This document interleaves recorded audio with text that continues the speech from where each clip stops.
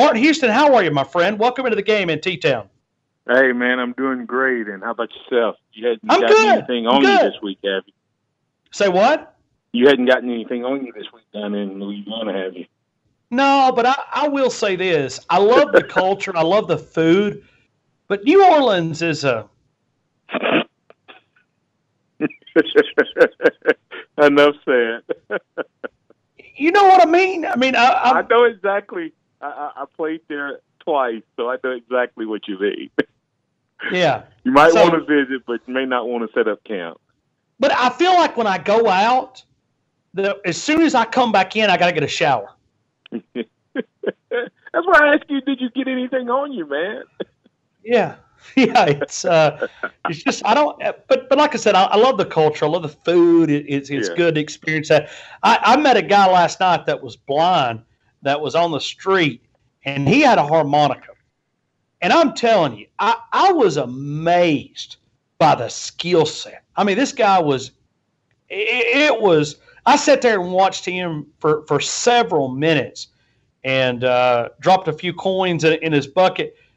This guy was as talented as any musician I've ever heard. I mean, he was getting down on that harmonica, and he was singing some really good classic songs. But it was like, I was just sitting there like, wow, what a talented musician. If somebody come down from the label companies and find this guy, he'd probably end up in a record label. Yeah, it's pretty amazing, Ryan. It's the road that forks for all of us is so narrow between ending up in the right place or getting the right break or making the right choice. It's so such a thin line between that. And perfect example, as you said, that guy was probably more talented than a lot of the guys and gals who are actually making a living in the musical field. Hey, some of the music I've heard here lately, there's no doubt he's more talented. All right, Martin, let's put the analyst hat on. Before you go, I told my kids the other day, these people today don't sing. They can't sing like the old people. No. No. I mean, you would have taken some of those old singers and put them with all of this technology and equipment today, man. It would be absolutely unbelievable. Let's get back to some sports. All right. Let's put the analyst hat on, okay? Because there was a question who came up, and I said I wrote it down. I said I'm going to save it for Martin Houston. Okay. Nick Saban made the change at halftime to go to a different type of offensive look, and it worked. Let's go back to the Iron Bowl. Can you come up with a reason why Nick Saban did not change at that halftime break compared to the national championship game? I think two reasons. One, Ryan, is that we look at the way that game ended, but what happened at the beginning of that game was not out of hand, and there had been some moments and opportunities early in that first half where we had some success. We just didn't capitalize on it as much on the offensive side of the ball, and I don't feel like he felt like Auburn presented as much of a threat as Georgia did offensively. Does that make sense? In other words, that 13-0 gap against Georgia, I think he saw that potentially going up because Georgia had left some opportunities on the field. I don't know that Auburn had left any opportunities on the field. They had a couple of good drives, but I don't think it was a runaway game like you felt like was going to happen with Georgia. You felt like we still could win the Auburn game if we just hit on a couple cylinders and made a couple stops. At the end of the first half against Georgia, I didn't know if we could come back or not. Most people didn't feel like we would even not only not come back, most people didn't feel like we would even score. And so then the other part is, Ryan, you look at that Georgia game, even late in that game, we still had a chance. I don't know what happened. You go back to the moment when Bo Scarborough started clapping his hands. From that point on, I saw Alabama make as many mistakes as I've seen them make. A Nick Saban team for the first time, and the only time that I can remember since the first year, after the first year, up until that point, that team looked rattled. You look at what happened with Bo Scarborough clapping his hands. Why is he doing that? That's the way the quarterback calls for the ball. Bozeman snapping the ball, that happening, and then Robert Foster not getting the first down, and then we fumble the punt. The extra point, and then Damon Harris jumps offside. It was so many things that went wrong that game, we still, late in that game, had a chance. I don't know if we were ever in the Georgia game with the feeling, if that makes sense. And so I think that's why he made it. And I also think he made it, Ryan, because losing to Auburn stinks for you and I, but Nick Saban really does believe that championships is what defines us. And he knew if he lost another one and he didn't do anything to change it, then that's squarely on the shoulders of the coach, because that would have been the third time in a row that Jalen had come up against a bad half and he didn't make a move. The first time against Clemson, he may not have had another option. The first time against Auburn, he had an option, didn't go to it. And the third time, if he hadn't gone to Tua, then Nick Saban was looking at his coaching decision-making being questioned as well, if that makes sense.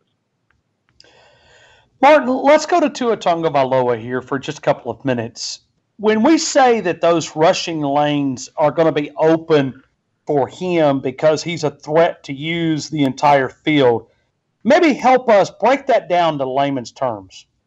Well, when you look at it, first of all, Ryan, the dimensions of the football are, 100 yards long and 53 and some change wide. Okay? If I, as a defensive coordinator, can cut off anywhere from 25 to 30 yards of that field by making you only focus on one half, like if I forget the quarterback, say a defensive coordinator comes in and says, you know what, I can't stop the quarterback, but at least I can stop the receiver. Okay? So if I stop the number one receiver, that means I'm going to make the quarterback go to the other side. So now I can do some things over there to kind of trick him. Or if I can make the quarterback just look to one side. For instance, you and I have watched Jalen for 2 years. Jalen rolls to a certain side, right? So he does always.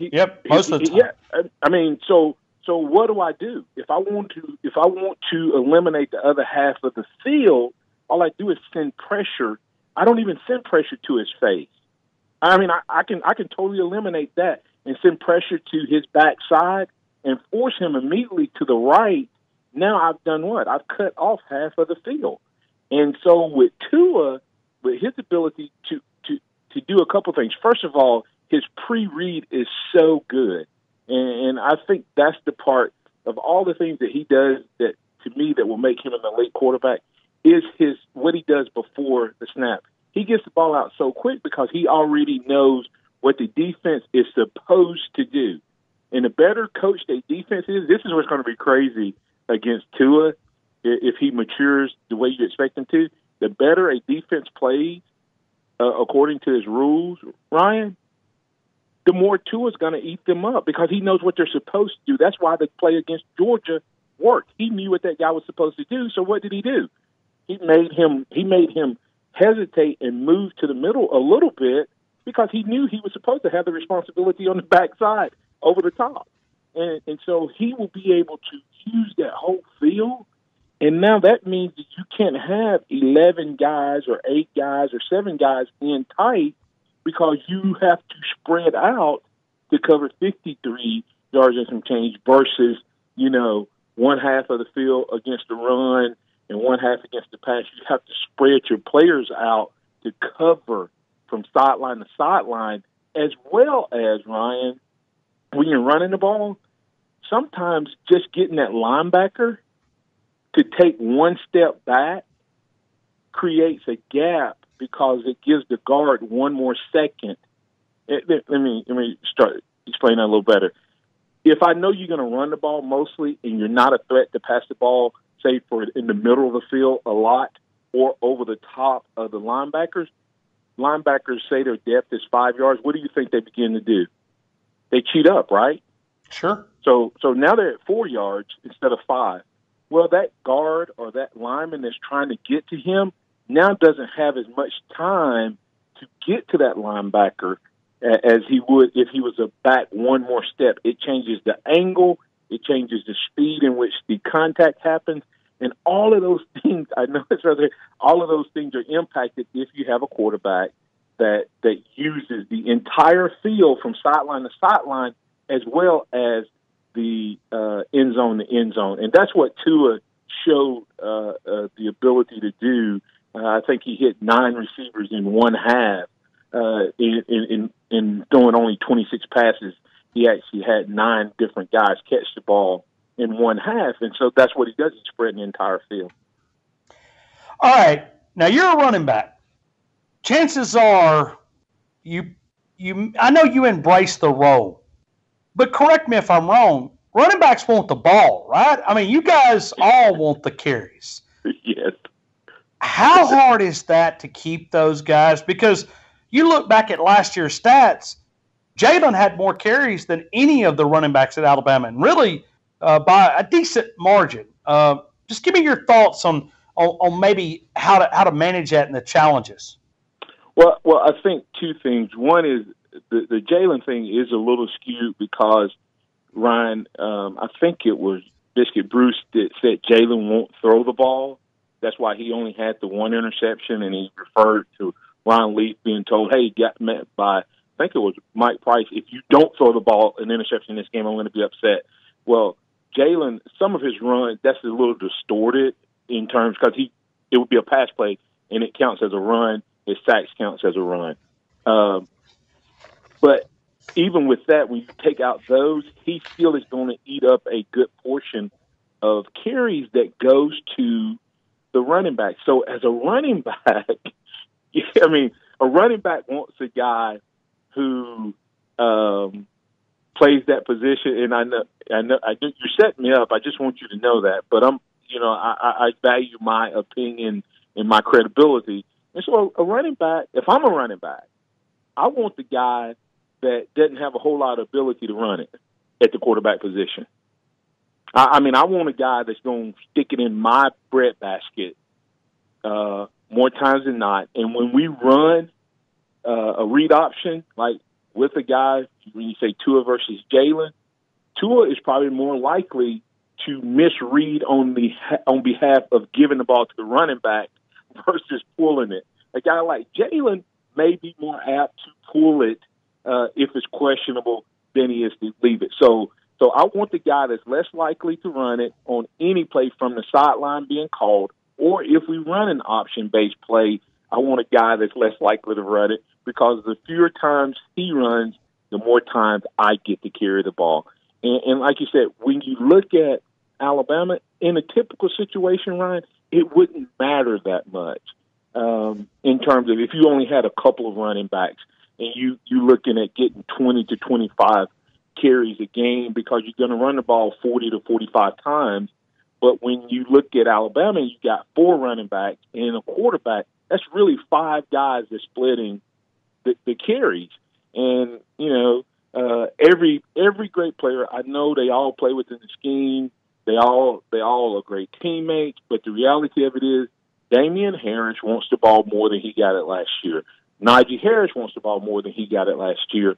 And, and that's always going to be the case, even if they show themselves to be good teammates. All right. So looking at this team, Damian Harris, Najee Harris, Josh Jacobs, Brian Robinson, you look at going through the wide receivers, Jerry Jeudy, Henry Ruggs, Devontae Smith, Josh Jacobs, Irv Smith, Jalen Waddle, Terrell Shavers. I mean, we could probably stay here for the next hour. Yeah, don't forget Forrestall and Smith. Yeah, I said Irv Smith, but I did skip Miller Forrestall and Hell Henniges as well. But why can I not say that this offense is going to be a record-setting if everything comes together? Well, I mean, I think it will be if I don't see why this offense wouldn't be a record-setting offense. I mean, regardless of which quarterback gets to start, you would expect if Jalen is a starter, Ryan, that means what? He's much improved. Right. Right? I mean, if Jalen Hurts is the starter, and you can go back to what his dad said. His dad said, you open the door. Well, he didn't open the door just because he missed the opportunity. He opened the door, and the guy came in and performed. Okay? I mean, if Tua had came in and not performed, then that door wouldn't be open, right? So when you look to this season, either Jalen Hurts has gotten a lot better, if he's the starter, in my opinion. There's no way, anyone that's heard me on your show know that I like Jalen, and I hope the kid plays. But I'm an Alabama fan, and I want the best player that wins the job, wins the team, to play. And so if Jalen's the starter, that means he's gotten a lot better, or Nick Saban's playing favorites. And if he's a lot better with the weapons you just named, if he spreads it around, and that's the only way that I think he beats Tua out, if he's learned to spread it around, if he's learned to share the ball in terms of the passing game, and if he leans, there's not going to be as many RPOs in this offense from what I've seen. When I got to go to the scrimmages, it could be totally wrong. Or what we saw in A-Day, it looks like it's going to be more of a RPO, but more based on a pro-style approach. Then the running back's going to have more opportunities. And with that said, this is as skilled and as talented a group of running backs combined and wide receivers combined. There is not a weak link at any level of these skill positions, tight ends, running backs, wide receivers. So whichever quarterback is going to be good if they play, because Jalen has to be better than what he was, and if he's better than he was, he helps. And if Tua has gotten better since the national championship game, then it's going to be lights out. And, of course, that means you're going to beat people. If the defense looks like they are, you're going to beat teams, and the defense is going to keep giving it back to the offense. And so I would say without a doubt that this team will yards total, passing, and rushing. I would not be shocked to see both of those records for the season be broken. All right, Martin, I got about 2 minutes right here. As you know, Jalen Hurts did not talk to the media here at the Manning Passing Academy. I don't believe that decision came from Jalen Hurts. I believe it came from inside that athletic department at the University of Alabama. In your opinion, does this raise more questions? It does to me, especially when you look at the fact that every other kid that was there, from everything I've heard, 39 quarterbacks, only one was not available. And that doesn't look good for several reasons. But yes, from me being a guy that wants to know more, it does bring up questions. Why are they not letting him talk? Are they afraid he's going to say or do something that's going to give away some lean or bend or something that's going on there? Because we've seen Jalen Hurts in front of the media. We saw Jalen Hurts fresh off of one of the hardest moments I've ever seen a young player go through, handled it like a king. And so to not allow him to have where it's prepped and he know it's coming seems a little suspicious to me, and it makes you start wondering, okay, what's going on over there? Why are they trying to hide or protect? And, Ryan, the reality of it is, if what we think could potentially happen, it could mean that we don't even get to talk to this kid again. If he transfers, I don't see another media availability. Let's just say if he transfers in August, or you know what, if he transfers in after he graduates, they could really hold him out of this thing, and you may never hear from Jalen Hurts again, and maybe that's by choice. But I agree.